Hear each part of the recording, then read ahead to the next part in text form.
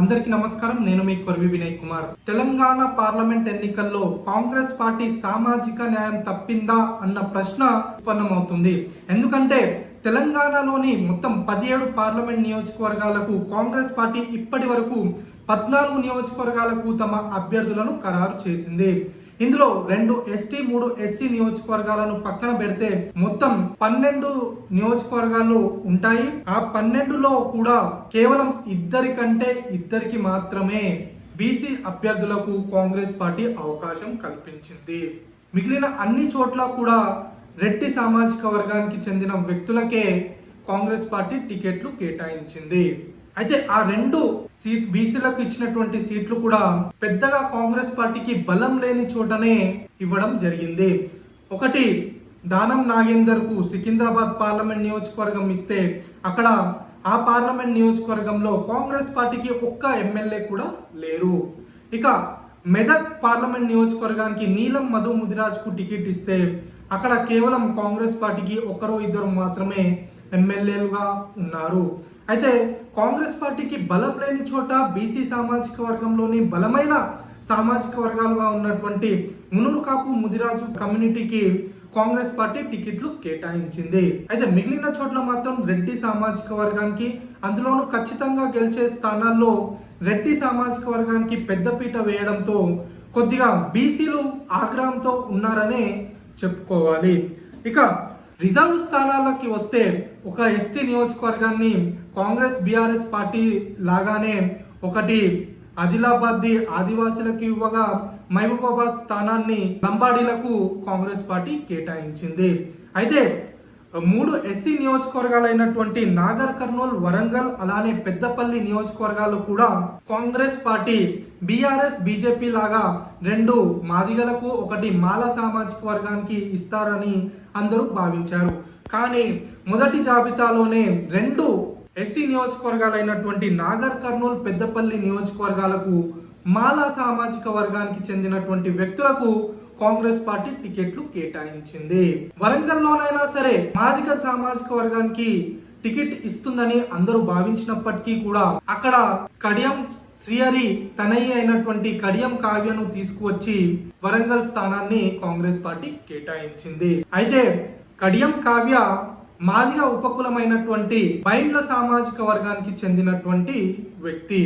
ఇక్కడ Congress party Kadiyam Srihari experience ను, అలానే కడియం కావ్య మహిళ కావడం, అలానే ఆమె భర్త ముస్లిం కావడంతో ముస్లింల ఓట్లు కూడా తెచ్చుకునే ప్రయత్నం చేసిందనే చెప్పుకోవాలి. కానీ తెలంగాణలో అత్యధిక జనాభా కలిగినటువంటి మాదిగ సామాజిక వర్గాన్ని ఇక్కడ విస్మరించిందని గుర్తు చేసుకోవాలి. నిజానికి కాంగ్రెస్ పార్టీకి ఎస్సీ, ఎస్టీ, క్రిస్టియన్, ముస్లిం మైనారిటీతో పాటు రెడ్డి ఓట్లు చాలా కీలకం. ఈ సామాజిక వర్గాల ఓట్లు వస్తేనే ఇక్కడ కాంగ్రెస్ పార్టీ బలంగా సీట్లను సాధించగలుగుతుంది. కానీ ఎస్సీలో అత్యధిక జనాభా కలిగినటువంటి మాదిగలకు ఒక్క సీటు కూడా కేటాయించకపోవడంతో మాదిగలు కాంగ్రెస్ పార్టీపై గుర్రుగా కనబడుతున్నారు. మాదిగ ఓట్లు లేకుండా, బీసీ ఓట్లు లేకుండా కాంగ్రెస్ పార్టీ తెలంగాణలో మెజారిటీ స్థానాలు గెలుపడం గగనమే.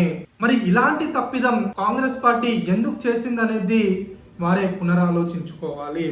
అయితే మహబూబ్ నగర్ లో 73.64% మంది మాదిగలు ఉండగా 16.54% మంది మాలలున్నారు.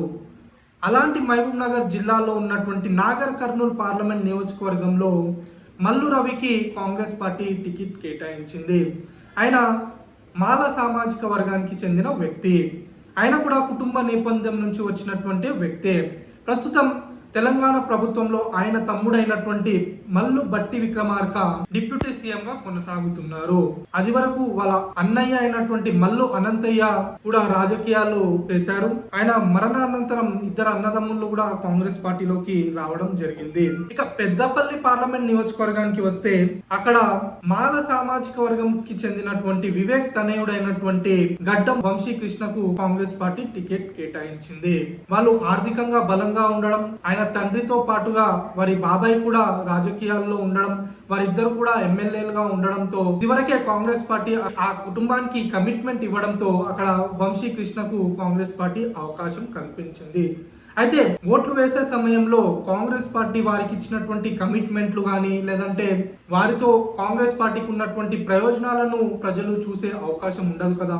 వారి సామాజిక వర్గానికి అక్కడ న్యాయం జరిగిందా లేదా, ఏ పార్టీ నుంచి తమ సామాజిక వర్గానికి చెందిన వ్యక్తి పోటీ చేస్తున్నారు అనేది చూసి ప్రజలు ఓటు వేస్తారు. కనుక కాంగ్రెస్ పార్టీ ఈ తప్పిదాన్ని ఎలా సమర్థించుకుంటుంది, మరి వారిని ఎలా అకామిడేట్ చేస్తుంది అనేది చూడాలి. నిజానికి తెలంగాణలో మాదిగలు 60% మంది ఉంటే మాలలు 28% మంది ఉన్నారు.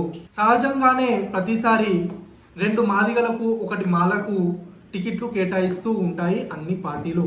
కానీ ఈసారి మాత్రం కాంగ్రెస్ పార్టీ మాదిగలను విస్మరించి మాదిగ ఉపకులమైనటువంటి 1% ఓట్ బ్యాంక్ కూడా లేనటువంటి బైండ్ల సామాజిక వర్గానికి వరంగల్ పార్లమెంట్ స్థానాన్ని కేటాయించింది. దీంతో మందకృష్ణ మాదిగ కాంగ్రెస్ పార్టీకి వ్యతిరేకంగా వర్గీకరణకు మద్దతు తెలిపి వర్గీకరణ ప్రాసెస్ను మొదలుపెట్టినటువంటి బీజేపీకి మాదిగలు ఓటు వేసి గెలిపించాలని విస్తృతంగా ప్రచారం చేస్తున్నారు. ఇలాంటి తరుణంలో కాంగ్రెస్ పార్టీ ఇంత పెద్ద తప్పిదం చేయడం అనేది నిజంగా ఒక ఆలోచించాల్సిన విషయం అనే చెప్పాలి. నిజానికి ఆయా నియోజకవర్గాల్లో మాదిక సామాజిక వర్గానికి చెందిన నాయకులు లేరా అంటే ఉన్నారు. నాగర్ కర్నూల్ పార్లమెంట్ నియోజకవర్గంలో ఏఐసిసి కార్యదర్శిగా ఉన్నటువంటి సంపత్ కుమార్ ఉన్నారు.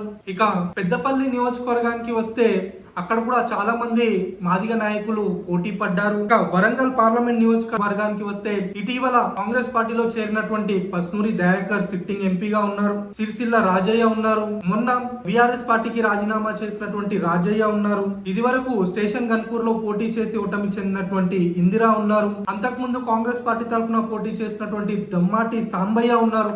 సో ఇలా మాదిగ నాయకులు చాలా మంది ఉన్నప్పటికీ కూడా వాళ్ళందరినీ పక్కన పెట్టి కడియం శ్రీహరి తనయ్య అయినటువంటి కడియం కావ్యకు తీసుకువచ్చి, అది కూడా బీఆర్ఎస్ పార్టీ అభ్యర్థిగా ప్రకటించిన తర్వాత ఆమెను ఇక్కడ తీసుకొచ్చి కాంగ్రెస్ పార్టీ టికెట్ ఇవ్వడం జరిగింది. ఇవన్నీ కూడా మాదిక సామాజిక వర్గంలో ఒక చర్చకు తెరలేపాయనే చెప్పాలి. మరి బీసీ అలానే బలమైన మాదిగ సామాజిక వర్గం ఓట్లు లేకుండా కాంగ్రెస్ పార్టీ తెలంగాణలో మెజారిటీ స్థానాలు దక్కించుకునే అవకాశాలు అయితే లేవు. ఇదే ప్రాసెస్ కనుక కంటిన్యూ అయితే తెలంగాణలో కాంగ్రెస్ పార్టీ భస్మం కావడం ఖాయం. ధన్యవాదాలు.